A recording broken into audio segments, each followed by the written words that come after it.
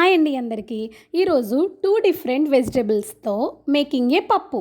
మరి లేట్ ఎందుకు, చేసేద్దామా? వచ్చేయండి. మరి అయితే ముందుగా కుక్కర్ తీసుకుని కొంచెం కందిపప్పు, కొంచెం పెసరపప్పు, అలాగే టమాటాలు, చుక్కకూర, పసుపు, నీళ్లు వేసుకుని కుక్కర్ పెట్టుకుని 3 విజిల్స్ రప్పించుకోవాలి. తర్వాత పోపు కోసం ఏంటంటే కడాయి పెట్టుకుని నెయ్యి కానీ నూనె కానీ వేసుకుని దాంట్లో కొన్ని వెల్లుల్లిపాయలు వేసుకుని బాగా ఫ్రై చేసుకున్నాక ఆవాలు, మినపప్పు, జీలకర్ర, అలాగే కరివేపాకు, పచ్చిమిర్చి, అలాగే ఇంగువ. సో పోపు అంతా మీకు తెలుసు కదా, బాగా ఫ్రై చేసుకోవాలండి. పోపు ఎప్పుడు కమ్మగా ఉంటేనే పప్పు రుచి బాగుంటుంది. నేనైతే ఈ చుక్కకూర టమాటా పప్పు చేయడం అనేది ఇదే ఫస్ట్ టైం.